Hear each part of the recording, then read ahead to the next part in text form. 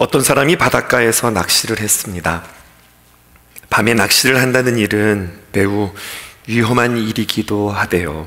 그런데 말이에요, 어느 날 밤에 갑자기 누군가가 비명을 지릅니다. 아니나 다를까 우리가 앞에서 말했던 그 상황이 발생된 겁니다. 칠흑과 같은 어둠 속에서 누군가가 맨몸으로 뛰어들어서 구사일생으로 그 사람을 건져냈고요, 이 초보 밤 낚시꾼에게 다들 다행이라고 박수를 쳐주었고, 맨몸으로 뛰어들어 그 사람을 구출한 그에게는 그의 용기에 더 큰 박수 갈채를 보냅니다. 사람들이 모인 김에 여러 가지 의견들을 내놓기 시작했어요. 앞으로 이런 상황들이 또 발생할지 모르니까 우리 순번을 정해서 밤마다 보초를 정하십시다. 사람이 없으면 어떻게 할 뻔했어요.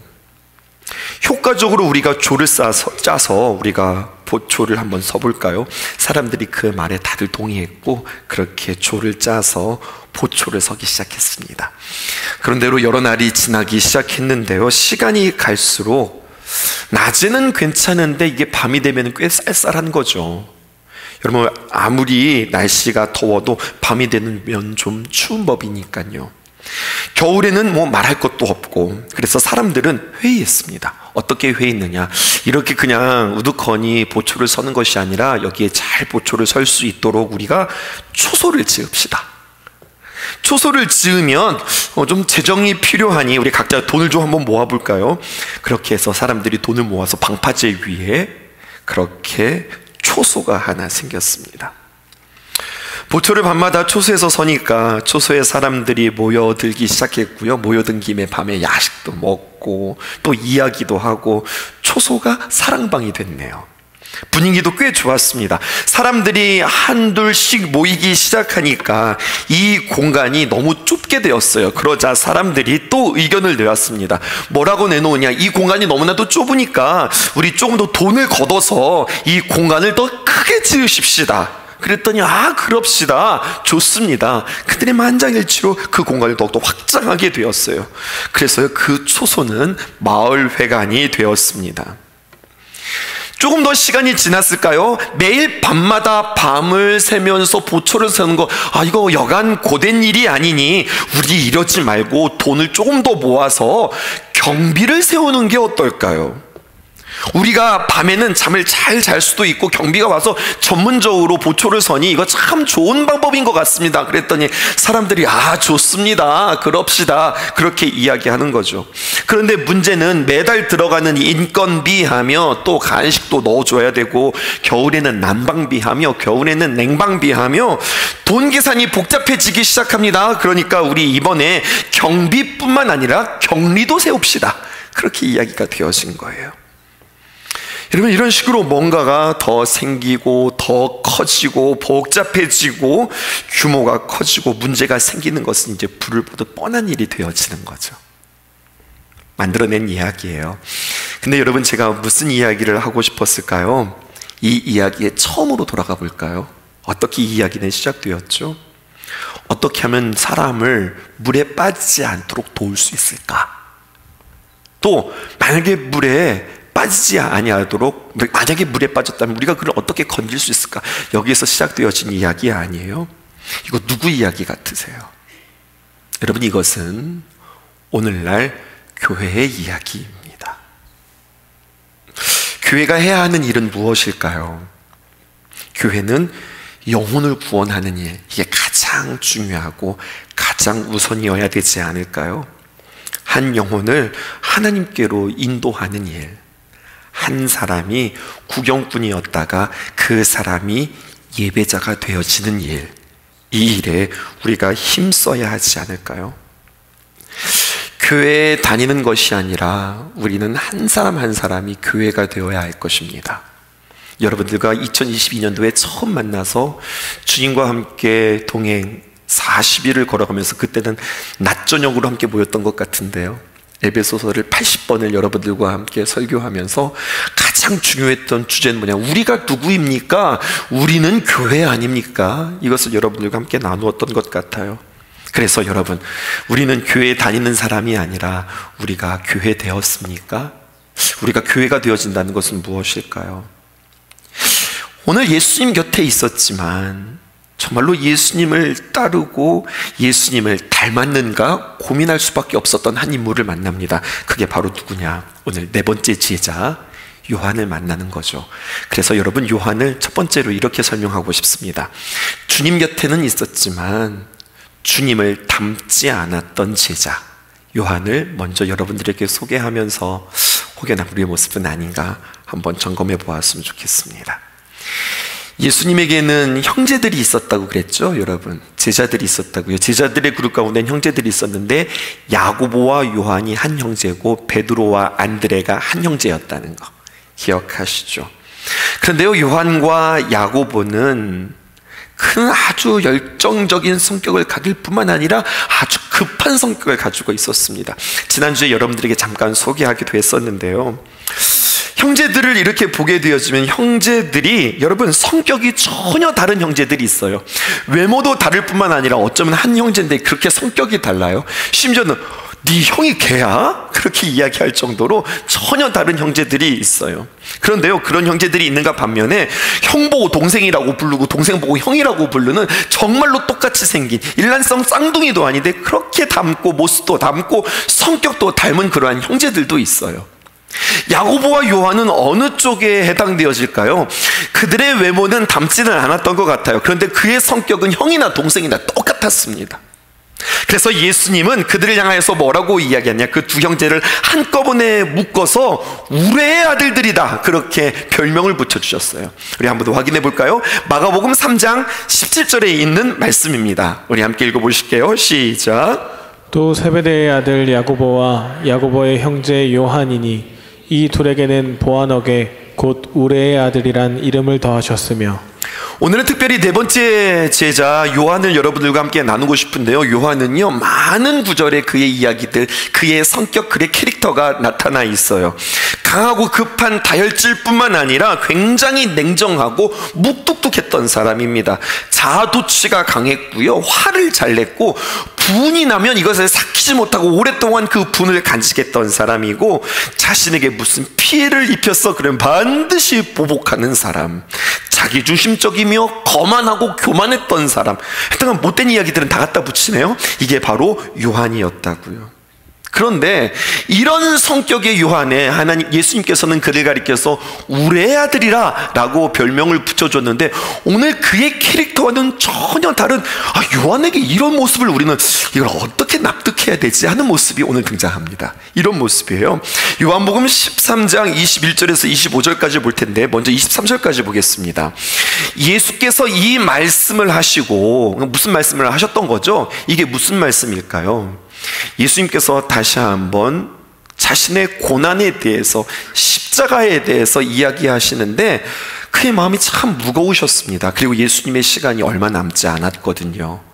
심령이 괴로워서 증언하면서 이르시되 놀라운 이야기 한 가지를 더 합니다. 십자가의 이야기들 뿐만 아니라 내가 진실로 진실로 너희에게 이르노니, 그냥 이야기하는 게 아니라 툭 던지는 이야기 아니라, 자 얘들아 잘 들어봐, 내가 너 이렇게 진실로 진실로 내가 진짜 이야기할 게 한 가지가 있어, 이렇게 이야기해요. 그러면 예수님의 제자들은요 언제나 이런 대목 앞에서 그들은 긴장하면서 들을 수밖에 없습니다. 무슨 말씀을 하시려나? 그랬더니 뭐라고 말씀하시냐면, 너희들 중에 하나가 나를 팔 거다. 너희들 중에 하나가 나를 팔 거다. 그럼 여러분들은 어떻게 하실 것 같으세요?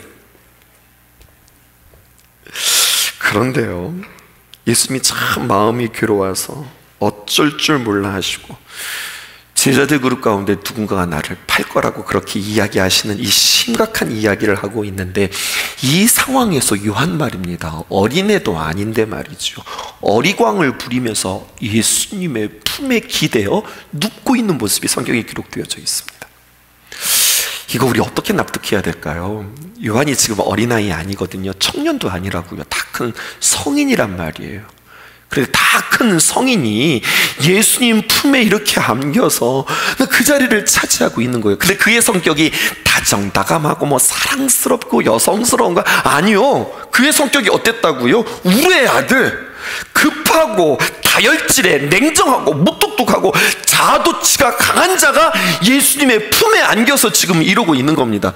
이걸 어떻게 해석해야 할까요?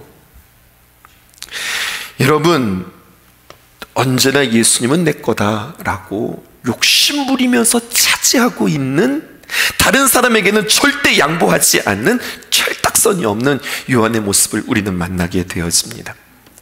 그림 이야기 잠깐 해볼까요? 이탈리아의 화가 야코포 바사노라고 하는 사람은요, 최후의 만찬이라고 하는, 그러니까 최후의 만찬이라고 하는 작품이 여러 개 있는 거예요. 근데 그의 작품이 요한복음 13장을 통해서, 이 이야기를 통해서 그림이 그려졌는데 다음과 같이 그려졌습니다.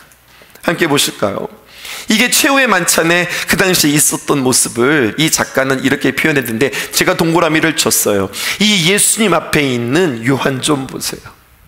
예수님은 아주 심각하게 너희 중에 한 사람이 나를 팔 거야, 그러나 나는 십자가를 지게 되어질 거야, 이렇게 지금 엄중한 말씀을 하고 있는데, 예수님이 그런 말씀을 하시든 말든 그 예수님의 품에 안겨서 이렇게 있는 이 요한의 모습을 보시죠. 성경은 조금 더 재미있게 이 이야기들을 풀어갑니다. 예수님은 진지하고 심각한데 우리는 옆에서 보는데 좀 재미있어요. 이런 내용이 기록되어 있습니다.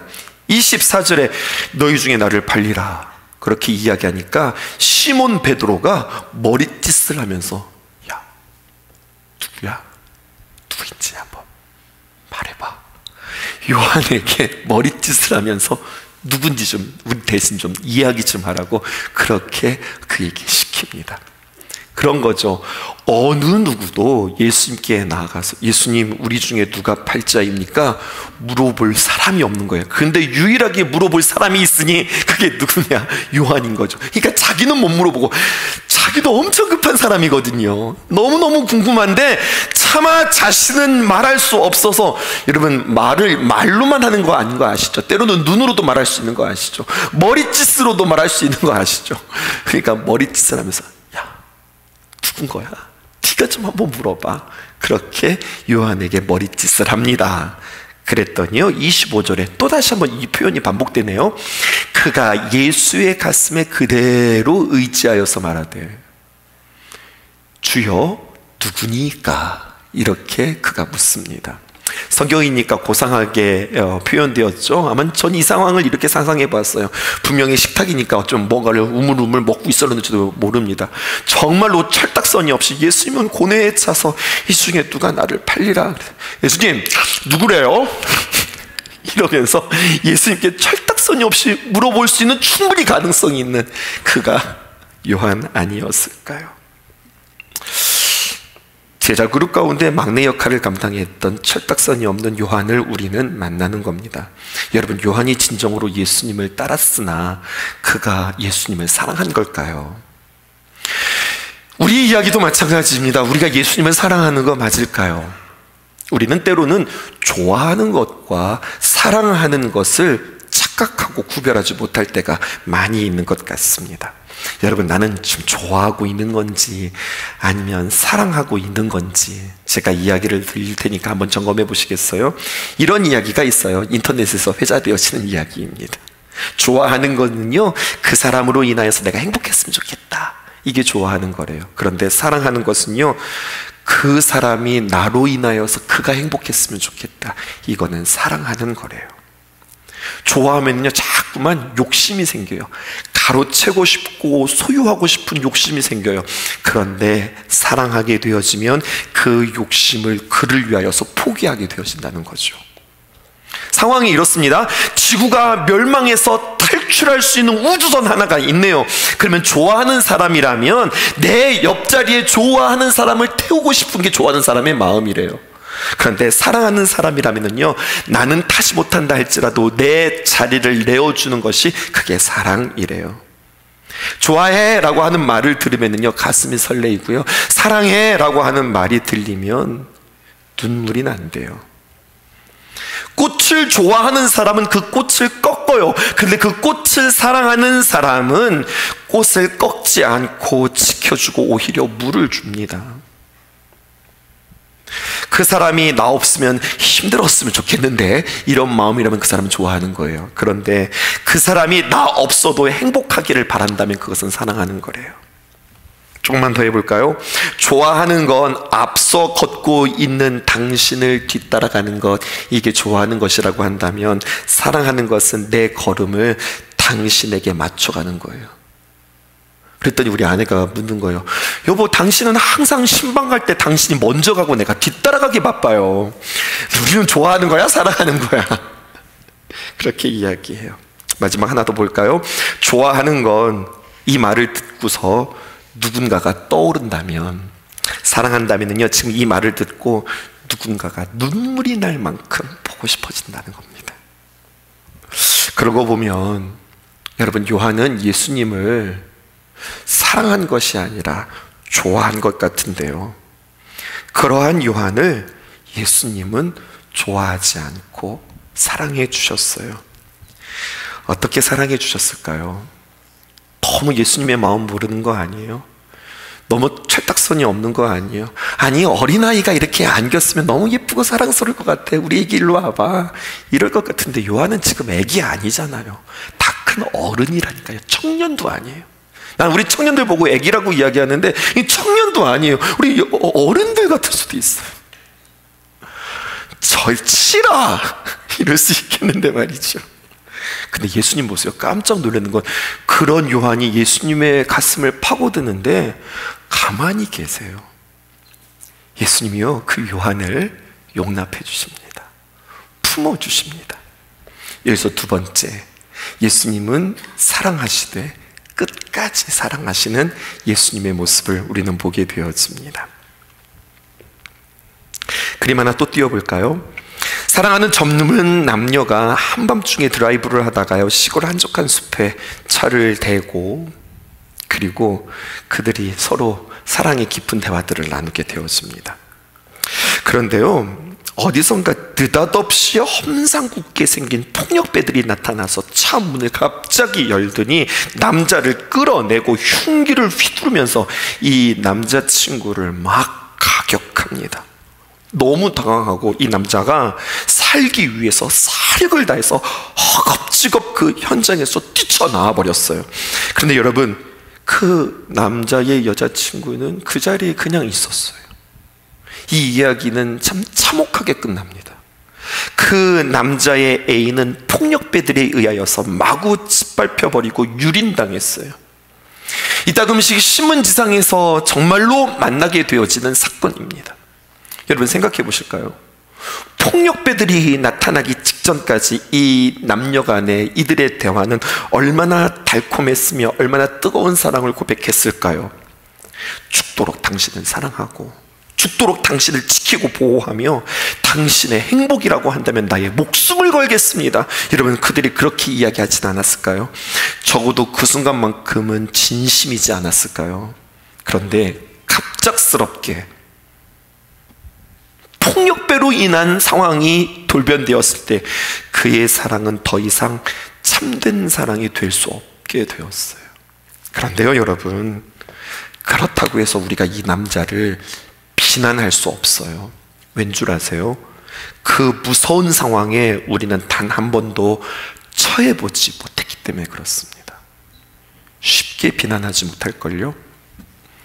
한 가지 더 이야기해 볼까요? 우리가 아는 사건입니다. 1995년 6월 29일 오후 5시 57분경에 서울 서초구에 있는, 여러분, 서초동에 있는 상품백화점이 붕괴한 사고로 건물이 무너지면서 1,445명의 그 직원들과 그리고 고객들이 다치거나 사망했던 사건이 우리 한국의 역사 가운데 있습니다. 사진을 한번 보이실까요? 상품백화점이 붕괴되어진 처참한 사진 기억나시죠? 수많은 사람들이 소리를 지르면서 비상구를 향하여서 뛰기 시작했습니다. 2층 한 가게에서 근무하고 있었던 한 점원이 무슨 영문인지도 모른 채 사람들이 뛰니까 나도 뛰어야 되겠다고 막 뛰기 시작했어요. 계단을 막 뛰어 내려가는 순간 잠깐만, 가게에 그날 매상고를 그냥 두고 왔다고 하는 생각에 책임감이 강했던 점원이었거든요. 다시 올라가? 라고 생각하는데 사람들이 얼마나 밀어닥치는지, 여러분, 몸을 돌이켜서 다시 올라가려고 했지만 몸을 올라가기는 그냥 몸이 움직일 수조차도 없는 거예요. 그렇게 멈칫거리고 이러고 있는데 갑자기 뒤에서 할아버지 한 분이 자신을 앞서 지나가는 거죠. 그런데요, 그 순간에 천장이 무너지면서 쇠 기둥이 그 할아버지를 내리쳐버렸습니다. 모든 것이 지금 한순간에 이루어져 버렸는데, 만약에요 이 점원이 멈칫하지 않았더라면 그 쇠 기둥은 누가 맞을 거냐면 자기가 맞을 타이밍이었어요. 근데 멈칫하는 중에 그 할아버지가 앞서가더니 그 할아버지가 그 쇠 기둥에 대신 맞아서 깔리게 되어진 상황이에요. 깜짝 놀랬지요. 그녀가 넘어진 그 할아버지를 건너뛰어서 다시 계단으로 올라고 하는데요, 여러분, 갑자기 누군가가 발목을 딱 잡죠. 누굴까요? 네, 할아버지가 잡아요. 나 좀 살려달라고, 나 좀 도와달라고. 여러분, 이 할아버지가 누군지 아세요? 늘 그 가게 앞에서 마주하면서 늘 인사해 주었고, 아저씨 너무너무 수고하신다고 커피 타주었던 그 앞에서 일했던 청소부 아저씨. 그날 5시에 사건이 일어났는데 그날 오후에도 이 할아버지는 그 앞에서 청소해 줬단 말이에요. 할아버지가 애타는 눈으로 나 좀 살려달라고 이야기를 하는데, 여러분, 천장 위에서 건물이 무너지는 뇌성과도 같은 그러한 소리에 이 점원은 그냥 힘껏 발을 빼고 그리고 계단으로 뛰쳐 올라갑니다. 만약에 일반적인 상황에서 말이에요, 이런 사고가 아니라 일반적인 상황에서 그 할아버지가 사고를 당했다면 아마 이 점원은 분명 온 힘을 다해서 정성껏 그 할아버지를 도와드렸을걸요. 그런데 이렇게 급박한 상황 속에서 그 할아버지의 애원을 묵살할 수밖에 없었습니다. 그런데요, 여러분, 또 이야기해 볼까요? 이렇게 절대절명의 순간에 처해보지 못한 우리가 어찌 이 여인을 사랑 없는 여인이라고 우리가 매도할 수 있을까요? 2가지의 에피소드를 여러분들에게 들려드렸어요. 제가 하고 싶은 이야기는 이런 거예요. 사람의 사랑이라고 하는 거는 여러분 언제나 여건과 그리고 사랑 그 상황에 제약을 받습니다. 옛날 영화인데 여러분들 기억하실까요? 유지태와 그리고 이영애가 연기했던 봄날은 간다라고 하는 영화 있습니다. 거기서 아주 명대사가 있죠. 이런 대사가 있어요. 사랑이 어떻게 변하니? 사랑이 어떻게 변하니? 그런 대사가 있어요. 그런데요, 여러분, 사랑은 변해요. 내 조건이 변했기 때문에 내 사랑이 변할 수 있고요, 내 여건이 바뀌었기 때문에 너에 대한 사랑의 질이 달라질 수 있고요, 우리의 상황이 달라졌기 때문에 우리의 사랑의 내용도 달라지는 것이, 이것이 인간의 사랑이요, 인간이 행하는 사랑의 한계예요. 그렇기에 어제 우리의 사랑이 오늘에는 미움과 증오와 배신으로 변하는 것, 이것이 사람의 사랑이라고요. 그런데 오늘 본문은 우리에게 이렇게 말씀합니다. 요한복음 13장 1절에 있는 말씀이에요. 우리 함께 읽어보실까요? 시작. 6월절에 예수께서 자기가 세상을 떠나 아버지께로 돌아가실 때가 이른 줄 아시고 세상에 있는 자기 사람들을 사랑하시되 끝까지 사랑하시니라. 예수님의 사랑은 이런 사랑이라고 우리에게 말씀해 주세요. 예수님이 제자들을 부르셨는데 이곳저곳에서 부른 것이 아니라 갈릴리에서 대부분의 제자들이 모여졌어요. 예수님이 갈릴리에서 제자들을 부르시고 그 제자들을 선택하며 사랑하신 이유는 그들이 돈이 많아서, 그들에게 어떤 탁월함이 있어서, 그들에게 학력이 높기 때문에 뭔가를 잘 알아들어서, 성실해서, 뭔가 의롭고 진실해서, 아니요, 아무것도 없었습니다. 갈릴리라고 하는 곳은요, 이스라엘 전역에서 손꼽히는 가난한 사람들이 모여서 사는 동네예요. 그들은 대부분 어부 출신입니다. 여러분, 배운 것이 없는 무식자들이란 말이에요.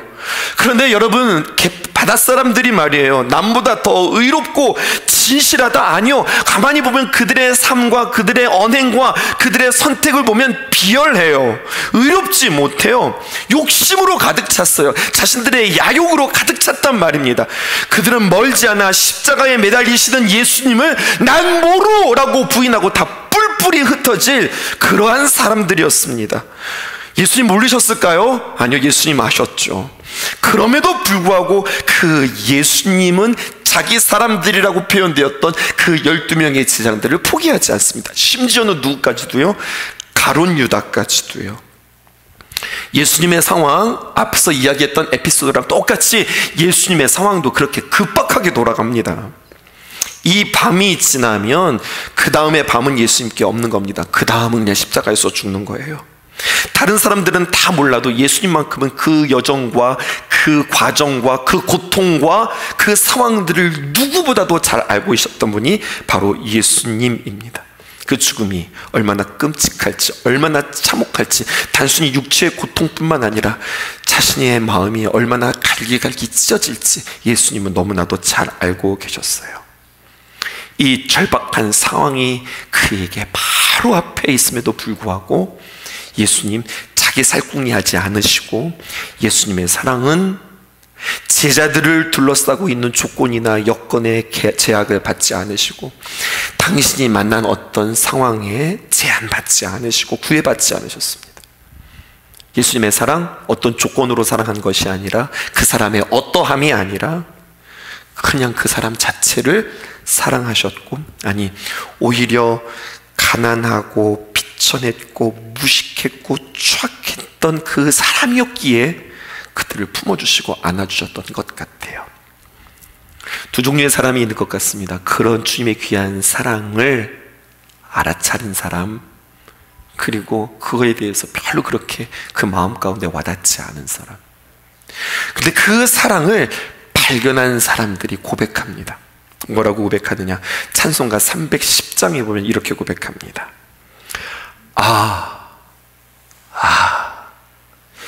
이 찬양의 시작은 감탄사로 시작해요. 하나님의 은혜로 이 쓸데없는 자 왜 구속하여 주는지, 왜 나를 구원하여 주는지, 왜 나를 사랑하는지, 한심하신 그 하나님의 귀한 사랑, 난 도저히 이해할 수 없다. 이것은 큰 사랑이 아니라 이것은 미스테리한 사랑이라.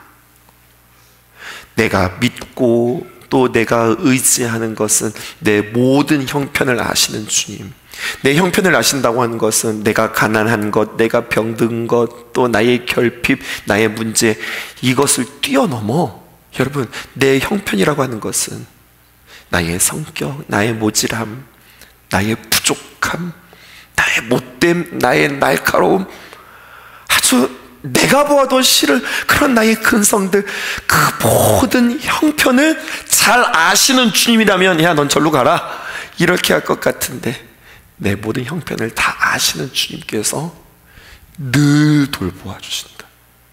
그때그때만 돌보아 주시는 것이 아니라 늘 돌보아 주실 것을 난 확실히 알았다 고백하는 것이 찬송가 310장이에요. 이 놀라운 사랑, 이 미스테리한 사랑을 누구보다도 맛보았던 다윗은 시편 8편 4절에서 이렇게 고백합니다. 세 번역으로 여러분들에게 기록했어요. 하나님, 도대체 사람이 무엇이길래, 내가 무엇이기에 주님께서 이렇게까지 생각하십니까? 사람의 아들이 무엇이기에, 개역개정에서 인자가 무엇이기에 이렇게 표현하죠. 도대체 내가 뭐라고 주님께서 이렇게까지 돌봐주십니까? 참 감사한 건 그 하나님의 사랑을 알았어요. 예수님이 그렇게 사랑한다는 것을 알았어요. 우리의 아들 요한이 새로운 이름을 얻게 되어집니다. 세 번째, 그는 어떤 사도가 되느냐? 사랑의 사도가 되어집니다. 훗날 끝까지 사랑해 주신 예수님의 귀한 사랑에 그는 사랑의 사도가 되어지거든요. 그리고 그는 이제 기회가 되어질 때마다 주님이 자신에게 부어주신 그 귀한 사랑으로 그는 무엇을 말하게 되었느냐? 사랑을 말하게 되었어요. 그래서 여러분, 오늘 우리가 읽은 본문이죠. 요한일서 4장 7절에서 12절에도 보면 얼마나 사랑에 대해서 많이 이야기하고 있는지 몰라요. 그렇게 사랑을 받았던 그 사도 요한에게 아주 특징적인 삶의 모습 두 가지가 발견되어집니다. 이것이 우리가 함께 닮아야 될 모습이 아닐까요? 첫 번째는 바로 무엇이냐면, 그렇게 나대고 그렇게 예수님 앞에, 주님 영광 중에 한 사람은 오른편에 한 사람은 왼편에 두는데 저 잊으시면 안 됩니다.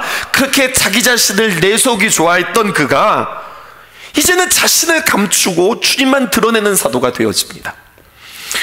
사도 요한이 기록한 그 성경이 우리에게 남겨졌는데요, 그 유명한 요한복음과 요한 1, 2, 3서와 요한계시록 모두가 다 사도 요한이 기록했어요. 그런데 여러분, 요한복음만 우리가 보게 되어지면 요한복음에서 그가 가장 중요했던 사건, 그리고 그가 가장 드러날 수 있었던 사건 가운데 아주 공통된 무엇 한 가지가 발견되어지고 있어요.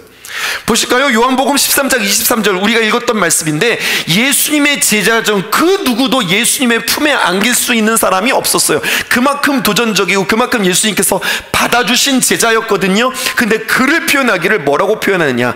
예수님의 제자 중 하나, 바로 나요, 나 요한이요, 이렇게 이야기할 수 있는데, 아니요, 그가 사랑하시는 자라고 표현하면서 자신의 이름을 감춥니다. 요한복음 18장 15절에 보실까요? 시몬 베드로의 이름은 거론되었습니다. 그런데 또 한 사람의 제자인데 그의 이름이 감추어졌어요. 또 다른 제자 한 사람, 이렇게 표현되었어요. 이 두 사람이 지금 뭐 했을까요? 예수님께서 잡혀가셔서 대제사장 집에 들어가는데 다른 제자들은 다 뿔뿔이 흩어졌는데 베드로, 그리고 또 한 사람 누구? 나는 예수님의 그 대제사장 뜰에까지 들어간 사람이요. 여러분, 자랑할 만하지 않아요? 근데 자신의 이름을 감춥니다. 더 놀라운 건 이젠 베드로도 없습니다. 요한복음 19장 26절 보니까 이렇게 기록되어 있어요. 예수께서 자기의 어머니와 사랑하시는 제자 곁에 서 있는 것을 보았다. 이곳이 어딘 줄 아세요? 십자가 밑입니다. 예수님께서 십자가에서 온몸을 비틀면서 고통당하실 때 다른 제자들은 다 뿔뿔이 흩어졌는데 유일한 제자 누구요? 요한만 그 자리에 있었다고요. 내가 그 자리를 지킨 사람이요, 이야기할 수 있는데 자신의 이름을 감추고 사랑하는 제자, 이렇게 표현합니다. 극적인 사건 하나가 더 있습니다. 그것은 바로 무엇이냐? 요한복음 20장 2절에 보면 그 예수님께서 십자가에 못 박혀 죽으시고 3일 만에 부활하셨는데 시몬 베드로와 요한이 그 무덤으로 달려갑니다. 그리고 예수님의 제자 그룹 가운데 첫 번째 부활의 증인이 되어집니다. 부활의 목격자가 되어진다고요. 누가요? 베드로와 요한. 내가 그 주님을 처음으로 목격했던 제자입니다. 자기 자신을 드러낼 수 있는데, 요한은 요한복음을 쓰면서 자신의 이름을 감추고 예수께서 사랑하셨던 그 제자. 근데 여러분, 이 뉘앙스는요, 예수님이 그렇게 나를 사랑하셨던 그 제자의 라고 하는 표현에는 내가 그만큼 사랑받을 만한 자격이 있었던 사람입니다가 아니라, 나는 참 자격이 없는 사람인데 그런 나를 참 사랑해 주셨던 예수님, 예수님께서 사랑해 주셨던 그 제자, 예수님이 끊임없이 나를 사랑해 주셨던 그때나 저제나 처음부터 끝까지 변함없이 사랑해 주셨던 그 제자. 그러니까 내가 예수님께 이렇게 사랑받은 사람이요, 이게 자랑스러워서 하는 이야기가 아니라 사실은 부끄러운 표현일 수도 있습니다. 이런 나를 포기하지 않고 사랑하셨던 그 예수님을 닮자. 그는 누구만 나타내기를 원하는 거예요? 예수님만 드러내기를 원하고 자기를 감추는 자가 되었습니다. 예수님의 사랑을 맛보니, 야, 내 감정 필요 없어, 내 아픔 필요 없어, 심지어는 나의 고통 필요 없어, 네가 안기면 이리 와, 안겨. 자신의 감정도 무시하고 자신의 형편도 외면하시면서 그렇게 주셨던 그 귀한 사랑이 요한에게도 고스란히 다가와 나는 없습니다, 예수님만 드러나면 됩니다 라고 고백하는 그러한 사람이 되었다고요. 또 한 가지, 요한은 무엇을 이야기하는 사람이냐? 그는 사랑의 사도라고 불릴 만큼 그는 늘 무엇만 이야기했느냐? 사랑을 이야기했어요. 특별히 예수님의 사랑을 이야기했습니다. 그가 남긴 많은 사랑의 이야기 가운데 아주 유명한, 누구나 다 암송하고 있는, 여러분들 대부분이 암송하고 있는 요한복음 3장 16절, 거기에도 하나님이 우리를 어떻게 사랑하셨는지 그 사랑에 대해서 이야기하고 있습니다. 요한의 고백입니다. 하나님이 세상을 이처럼 사랑하사 독생자를 주셨으니 이는 그를 믿는 자마다 멸망하지 않고 영생을 얻게 하려 하심이라. 이제 요한의 이야기를 들으면 이 말씀이 우리에게는 새롭게 다가와요. 전에는요, 하나님이 우리를 이렇게 사랑하셔서 독생자 예수 그리스도를 보내주셨습니다, 이렇게 들리잖아요. 근데 이걸 누가 이야기했다고요? 요한이 이야기했다고요. 정말로 천덕꾸러기 같고 나밖에 몰랐던 그런 나를 하나님께서는 이처럼 사랑하사 독생자 예수 그리스도를 보내주셔서 이는 그를 믿는 자마다, 자격이 없는 우리지만 그를 믿는 자마다 멸망하지 않고 영생을 얻게 하시는 귀한 놀라운 일들을 우리에게 행하셨습니다. 이것을 말하는 자가 되었다고요. 이 말을 요한이 이야기했다고 하면 우리는 조금 더 달리 들려지는 거예요. 그런데 여러분 기억하십시오. 요한복음 3장 16절의 완성은 요한 1서 3장 16절로 우리가 완결되어집니다. 짝이 되어지는 말씀이에요. 우리가 요한복음 3장 16절은 잘 알고 있지만 요한 1서 3장 16절은 놓치기 쉬워요. 근데 거기에 이렇게 이야기합니다. 우리가 주소도 외우기 쉽죠? 똑같이 3장 16절이에요. 뭐라고 이야기하냐? 그가 우리를 위하여 목숨을 버리셨으니. 이게 요한복음 3장 16절 이야기 아니에요? 근데 이야기가 그렇게 끝나지 않아요. 그렇게 우리에게 목숨을 버리셨으니 우리는 어떻게 해야 할까요? 우리가 이로써 사랑을 알고 예수님을 알고 예수님의 그 사랑을 알고 그 사랑을 맛보았으니 우리도 형제들을 위하여서 목숨을 버리는 것이 마땅합니다. 그가 이렇게 고백하는 거예요. 예수님을 나를 사랑하시되 끝까지 사랑하시나 라는 말로 끝나는 것이 아니라 그 사랑 받았으니 나도 이제는 그 사랑하면서 살아가야 합니다 라고 고백하는 것이 사랑의 사도 요한의 도전이라고요. 한 주간의 미션입니다. 주님과 함께 40일을 동행하면서 사랑하는 여러분 되기를 주님의 이름으로 축복합니다. 좋아하지 말고 사랑하셨으면 좋겠는데요, 그러면 사랑은 어떻게 하는 걸까요? 성경은 구체적으로 우리에게 사랑을 이렇게 해보십시오라고 우리에게 고린도전서 13장을 통하여서 우리에게 이야기합니다. 읽어드릴 테니 무엇 하나라도 여러분들 붙잡으시고 그래 나 이번 한 주간 동안에 이렇게 해봐야지 다짐해보세요. 사랑은 오래 참는 거예요.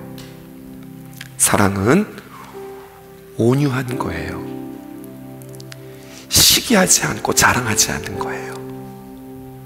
교만하지 않고 가깝다고 무례히 행치 않는 거예요. 가까울수록 오히려 예의를 지키는 거예요.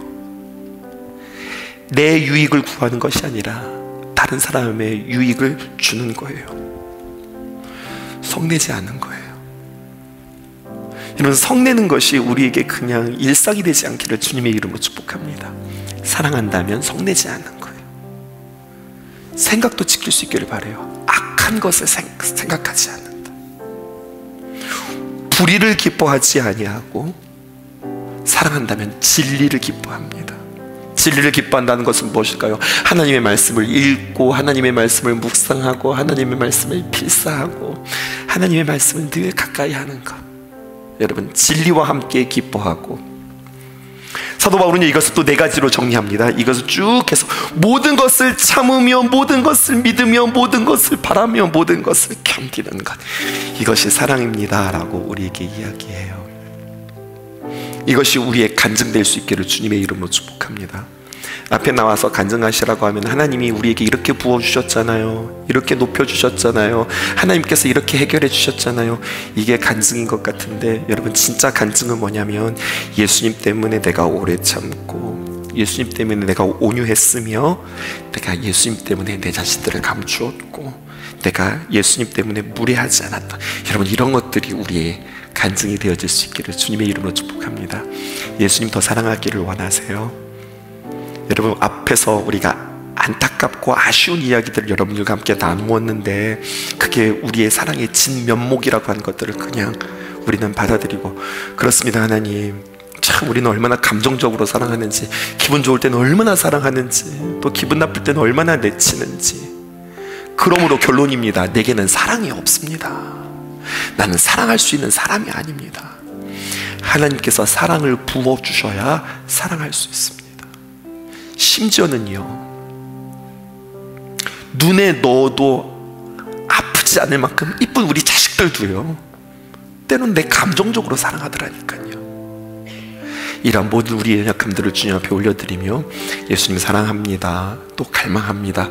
그 사랑 부어주셔서 그 사랑으로, 아, 요한이 사랑의 사도가 됐구나, 이것으로 끝나는 게 아니라 우리 신성의 성도들도 사랑의 성도가 되어질 수 있기를 주님의 이름으로 축복하고 축복합니다. 나 같은 죄인 살리신 주의 놀라와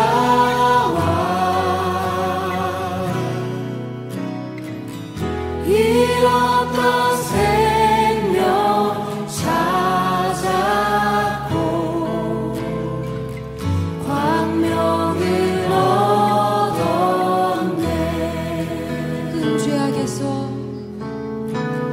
큰 죄악에서 건지신 주의 고마워.